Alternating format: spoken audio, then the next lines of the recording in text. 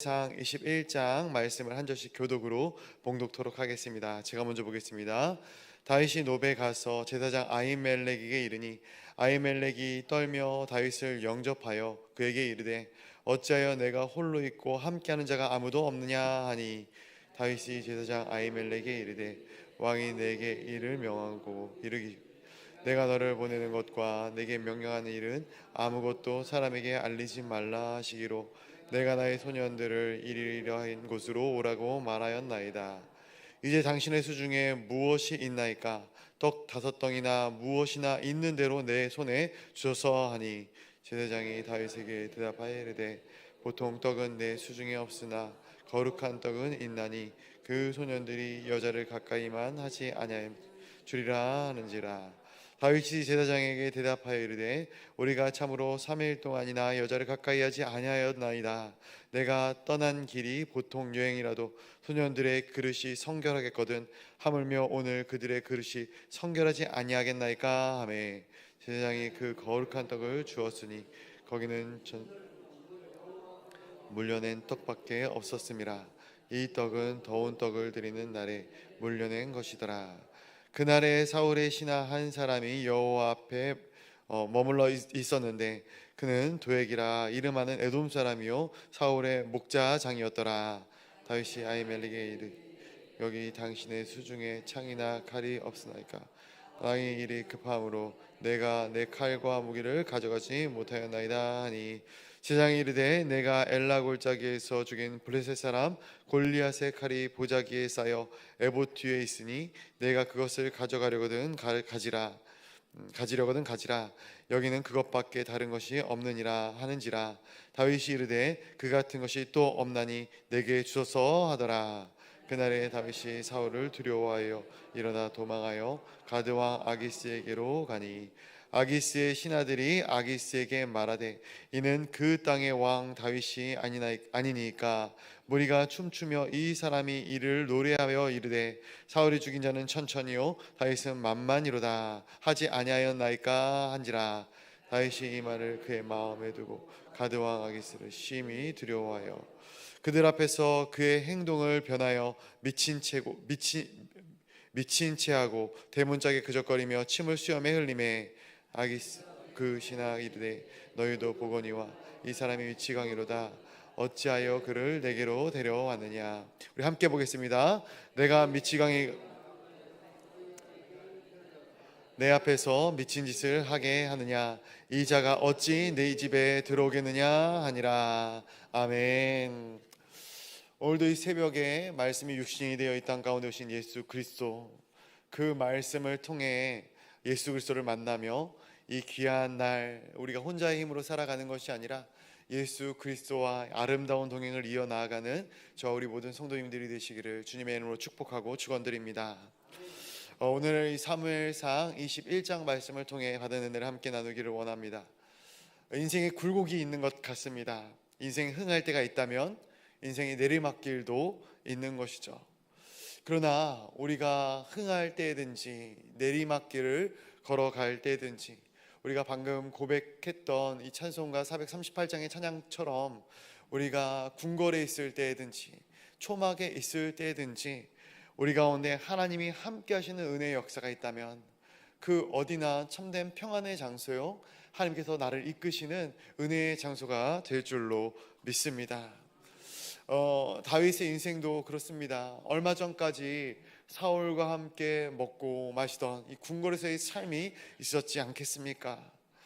그런데 그러한 모든 은혜의 삶 같은 그러한 풍요로운 삶, 그러한 이 화려한 삶을 뒤로하고 이제는 도망자의 삶을 살아가 나아가게 되는 다윗의 모습을 보게 됩니다. 우리 1절과 2절 말씀을 한번 같이 보도록 하겠습니다. 1절과 2절 말씀입니다. 시작. 다윗이 노베 가서 제사장 아히멜렉에게 이르니 아히멜렉이 떨며 다윗을 영접하여 그에게 이르되 어찌하여 내가 홀로 있고 함께 하는 자가 아무도 없느냐 하니 다윗이 제사장 아히멜렉에게 이르되 왕이 내게 이를 명령하고 이르시기를 내가 너를 보낸 것과 내게 명령한 일은 아무것도 사람에게 알리지 말라 하시기로 내가 나의 소년들을 이러한 곳으로 오라고 말하였나이다. 아멘. 사울의 칼을 피하여 도망한 이 다윗이 찾은 곳이 바로 이 놋땅이었다. 놋땅은 어떤 곳이었나? 제사장들이 머물렀던 땅이었습니다. 거룩한 도시다 이렇게 이야기할 수 있어요. 거기서 이 아히멜렉이라는 제사장을 찾아가게 되는 것이죠. 어떻게 보면 이 놋이라는 곳은 굉장히 중요한 영적인 거점이 아니었을까. 다윗이 평소에도 중대한 일을 결정할 때 이 놋땅에 와서 이 아히멜렉을 찾았다. 그래서 이 아히멜렉이 하나님의 뜻을 물어보곤 하였다라는 것이죠. 내일 나눈 말씀이지만 22장 15절 말씀에 보면은 이 아히멜렉이 이러한 이야기를 하는 장면이 나옵니다.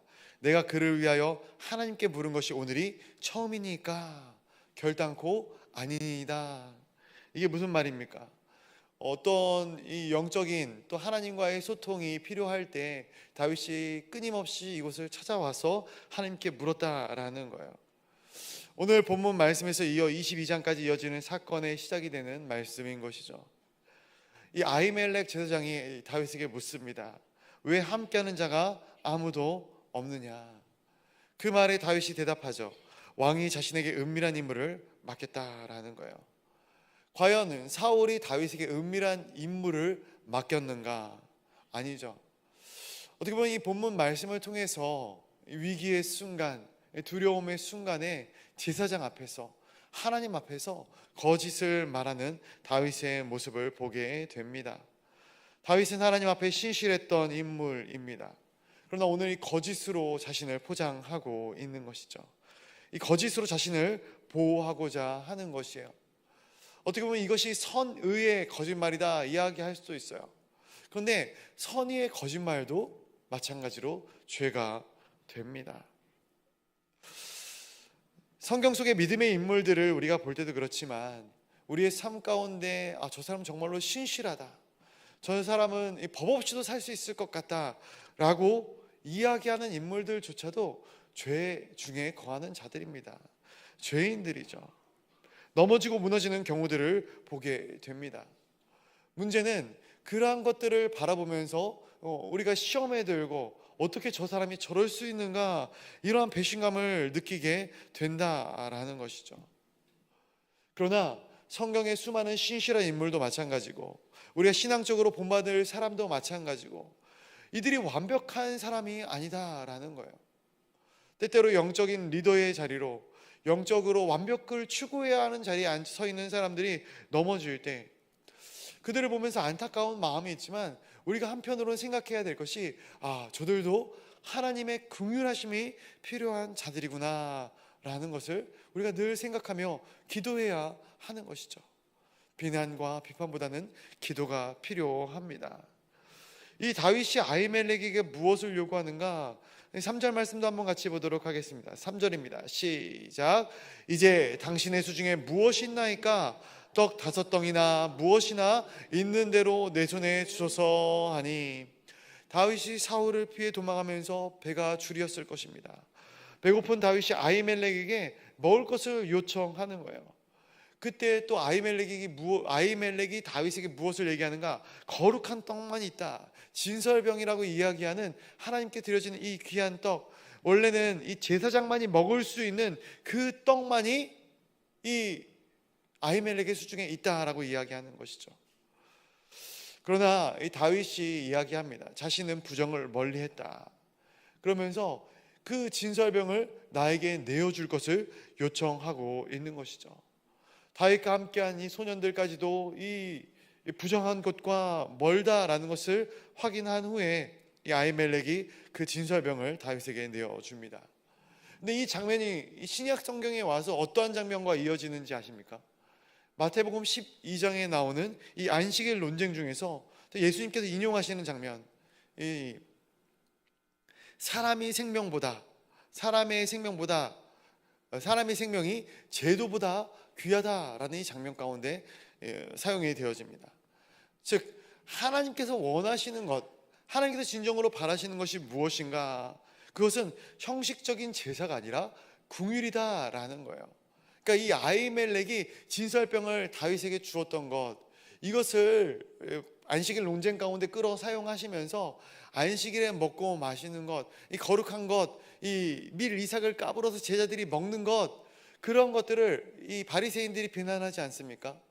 그런데 이 안식일에 그냥 이 어떤 노동, 밀을 까부르는 것, 그래서 먹었다, 이것이 비난해야 될 것이 아니라 이때 줄인 자들, 사람의 생명, 먹고 마시는 것, 이러한 것들, 정말 하나님께서 원하시는 것이 무엇인가? 이 생명을 살리는 것, 긍휼히 여기는 것, 이러한 것들이 어떠한 이들의 규례, 이들의 율법적인 그러한 이 제도, 이런 것보다 더 귀하지 아니한가라고 이야기하는 그러한 부분이 되어지는 것이죠.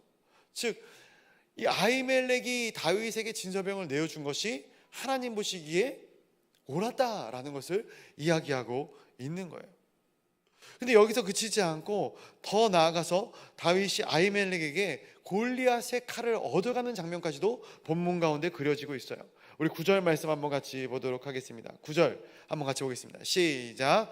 제사장이 이르되 내가 엘라 골짜기에서 죽인 블레셋 사람 골리앗의 칼이 보자기에 쌓여 에봇 뒤에 있으니 내가 그것을 가지려거든 가지라. 여기는 그것밖에 다른 것이 없는지라 하는지라. 다윗이 이르되 그 같은 것이 또 없나니 내게 주소서 하더라. 아멘. 다윗이 아히멜렉에게 무기를 요구하죠. 무기를 요구합니다. 사실상 이것은 굉장히 또 무리한 요구가 아니었을까.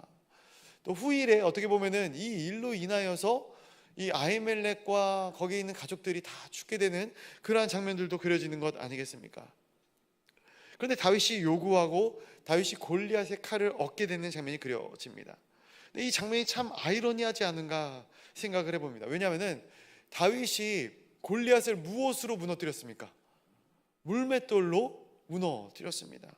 칼과 창으로 한 것이 아닙니다. 물맷돌 하나로 골리앗을 쓰러뜨렸던 다윗의 모습을 우리가 너무나도 잘 알고 있어요. 그런데 우리 본문 가운데 보니까 그렇게 골리앗 앞에서도 담담하였고 자신감이 넘쳤던, 그리고 이 모든 것이 하나님께 속한 것이 아니냐라고 선포하며 나아갔던 다윗의 모습이 지금 오늘 본문 가운데서는 두려움에 떨며 거짓을 말하고 자신을 지킬 칼을 필사적으로 구하고 있는 이 다윗의 모습을 보게 되는 것이죠. 근데 이 말씀을 보다 보니까 우리의 신앙도 마찬가지 아니겠습니까? 뜨겁게 주님을 의지하고 신뢰했던 때가 있는데 상황의 압박이 있다 보니까, 환경의 압박이 있다 보니까 어느새 사람의 방법을 의지하게 되고 두려움에 떨며 자신의 지킬 것들을 눈에 보이는 것들로 찾는 그러한 우리들의 모습이 보여지게 되는 것이죠. 과연 이 새벽에 우리가 붙잡고 있는 것이 하나님인지 아니면 세상의 것들인지, 세상적으로 나를 위로하고 나의 두려움을 쫓아주게 되는 그 무엇인가가 아닌지 한번 곰곰이 묵상해 보시기를 간절히 소원합니다. 이후로 이 다윗이 어떠한 장면이 그려지는가 보면은 가다가 결국 원수의 땅 블레셋까지 찾아가는 이 다윗의 모습을 보게 되지 않겠습니까? 블레셋 가드 왕 아기스에게로 가는 다윗의 모습을 봅니다. 우리 21장 10절의 말씀 한번 같이 읽어보도록 하겠습니다. 21장 10절입니다. 시작. 그날에 다윗이 사울을 두려워하여 일어나 도망하여 가드 왕 아기스에게로 가니. 아멘. 우리가 누누이 나눴겠지만 이 이스라엘 땅은 그렇게 큰 땅이 아닙니다. 우리 충청 남북도를 합친 그 정도 규모의 땅이다, 그 정도 규모의 땅이었다, 이렇게 늘 얘기합니다. 그런데 그 작은 땅에서 어떻게 보면은 그럼에도 불구하고 이 사울이 다윗을 찾기에는 솔직히 좀 쉽지 않았을 그 땅에서 오늘 이 21장 10절에 보니까 다윗이 사울을 두려워하였다. 이 두려움이 사그라들지 않는 거예요. 어떻게 보면 이 골리앗의 이 칼을 몸에 지녔지만서도 이 마음 가운데 두려움이 끝까지 찾아오게 되는 것이죠. 그래서 그가 적국으로의 망명을 택하였다. 너무나도 비참한 다윗의 모습이 아니었는가 싶습니다. 그러나 그곳에 머무는 것도 쉽지 않죠. 다윗을 알아본 몇몇 신하들이 나타나게 되고 다윗이 결국 그들 앞에서 어떻게 합니까? 문을 긁적이며 침을 수염 가운데 질질 흘리며 미친 체하며 그 위기를 모면하는 그러한 모습들, 우리가 너무나도 잘 아는 모습들이 그려지게 되는 것이죠. 한때는 사울왕 앞에서 죽음을 이 마음 가운데 거목해 타들어가던 사울을 위로했던 다윗의 모습 아니겠습니까? 골리앗 앞에서 당당히 여호와의 이름을 외치며 나갔던 다윗. 그런데 이제 이 다윗이 사울을 두려워하며 적군 가운데로 흘러들어갔다라는 거예요. 또 이 적군 앞에서는 미친 척 연기를 하는 지경에 이르렀다라는 거예요. 어떻게 보면은 자신의 인생 가운데 가장 밑바닥을 치고 있는 다윗의 모습을 보게 됩니다. 그런데 저는 이 장면 가운데서도 하나님께서 다윗과 함께 하시는 그런 놀라운 은혜를 보게 되는 것이죠. 다윗도 이 상황과 이 환경 가운데서 어떻게 보면 내 인생 가운데 이렇게 밑바닥일 수 있을까? 차라리 내가 양을 칠 때가 더 나았겠지 않는가라고 생각되어질 만큼 이 밑바닥의 자리에서 그가 하나님을 발견하고 있는 이 놀라운 은혜의 장면을 경험하고 있지 않는가 생각을 해봅니다. 왜냐하면 이 사건을 배경으로 쓰여진 시편이 있죠. 시편 34편. 이 시편 34편의 표제가 무엇인가 보니까 이런 표제를 가지고 있어요. 다윗이 아기스 앞에서 미친 채 하다 쫓겨나서 지은 시. 이게 시편 34편이거든요. 그 말씀의 한 구절을 보면 이 4절부터 6절까지의 말씀에 이렇게 기록이 되어 있습니다. 내가 여호와께 간구하매 내게 응답하시고 내 모든 두려움에서 나를 건지셨도다. 그들이 주를 앙망하고 광채를 내었으니 그들의 얼굴은 부끄럽지 아니하리로다. 이 곤고한 자가 부르짖음에 여호와께서 들으시고 그의 모든 환난에서 구원하셨도다. 다윗이 두려움 속에서 거짓말하고 골리앗의 칼을 구하며 그 칼을 의지하여 이 적군의 땅까지 달려나와 내가 살기를 간청하였지만 그조차도 여의치 않은 거예요. 그래서 내가 침을 질질 흘리며 미친 척해야 했던 이 연약한 모습이 그려지는 거예요. 그런데 그 연약한 상황 속에서, 나의 가장 밑바닥 속에서 하나님께서 나를 버리지 않으셨구나, 나를 하나님께서 붙잡고 계시는구나, 하나님께서 나를 하나님을 의지하라고 말씀하고 나를 붙잡으셨구나, 나에게 말씀하셨구나. 그리고 이 모든 것들을 넘어 모든 위기와 모든 두려움이 해소된 것이 아니지 않겠습니까? 이 광야에서의 10년간의 세월의 시작입니다. 저는 그러나 이 모든 상황이 다윗에 있던 도망자의 신세 가운데 예방접종처럼, 하나님이 그때도 나를 구원하셨지, 그러한 절체절명의 순간에도 적군들의 눈을 속여 나를 지켜주셨지, 이러한 놀라운 은혜를, 하나님의 하나님 되심을 다시 한번 리마인드하는 이 사건이 바로 이 본문의 사건이 되어지지 않았겠는가 생각을 해봅니다.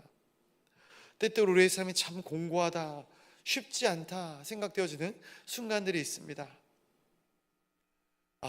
내 인생이 정말로 어렵구나, 힘들구나. 그러나 그때 이 말씀을 기억하시기를 간절히 소망합니다. 우리의 삶이 다윗처럼 쫓기고 두렵고 밑바닥 가운데 있는 것처럼 느껴질지라도 그 자리에서라도 하나님은 우리와 함께 하시는 것이죠. 두려움을 넘어 우리를 건져내시는 하나님, 모든 환난 속에서 하나님이 하나님 되심을 깨닫게 하여 주시는 놀라운 하나님, 그분이 오늘 하루도 우리의 아버지가 되심을 기억하며 오늘 우리의 모든 삶 가운데 참된 승리의 은혜의 역사를 경험하는 우리 귀한 성도님들이 되시기를 주님의 이름으로 축복하고 축원드립니다. 우리 시간 같이 기도하며 나아가도록 하겠습니다. 우리 기도할 때에 우리 말씀을 붙들며 같이 나가겠습니다. 하나님, 세상을 두려워하는 자들이 아니라 하나님 한 분만을 두려워하며 하나님을 의지하며 이 땅 가운데 승리자의 삶을 살아나가는, 하나님과 함께함으로 말미암아 승리하는 인생을 살아나가는 우리의 삶이 되어지게 하여 주시옵소서. 우리 이제 담임 목사님을 위하여 함께 기도하도록 하겠습니다. 교회를 위하여 기도할 때 우리 사랑하는 담임 목사님 영과 육의 강건함을 허락하여 주시고, 특별히 이번 주 주일 1, 2부 예배 가운데 하트포드 한인교회에 우리 말씀을 선포하십니다.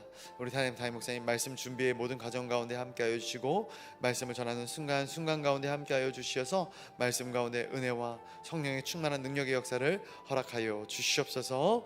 교회를 위하여 기도할 때에 특별히 우리 이제 다음 주 금요일 날 산상 집회가 있습니다. 박리부가 사모님 오셔서 귀한 은혜의 말씀을 선포하여 주실 터인데 그 귀한 말씀 가운데 함께하여 주시고 그 말씀 가운데 또 우리 모든 우리 동광의 권속들이 달려나와 은혜 받는 자리, 또 하반기의 사역을 또 함께 준비하며 사역뿐만 아니라 우리의 삶을 준비하며 달려나가는 그 복된 자리에 모든 성도들이 함께할 수 있는 은혜의 역사가 있게 하여 주시옵소서. 함께 기도해 주시고 또 축의 부흥회를 위하여 또 강사로 섬기실 진정주 약사님과 우리 서진교 목사님과 우리 김유니스 선교사님을 위하여 함께 기도해 주시면 감사하겠습니다. 준비되어진 귀한 양육들, 제자훈련과 또 이외의 수많은 양육들을 위하여 또 말씀 가운데 무장되어질 우리 귀한 성도들을 위하여 사모하는 마음으로 그 자리를 달려나올 우리 성도들을 위하여 함께 기도해 주시고 또 우리가 각자 가져오신 기도의 제목들 놓고 또한 환우들과 선교사님들을 위하여 영과 육의 안타까운 사정과 환경 가운데 가는 모든 자들을 위하여 또 우리의 기도의 제목들을 위하여 우리 주님의 이름을 크게 한번 부르짖고 기도의 자리로 나아가도록 하겠습니다. 우리 주님의 이름을 크게 한번 부르짖으며 기도의 자리로 나아갑니다. 주여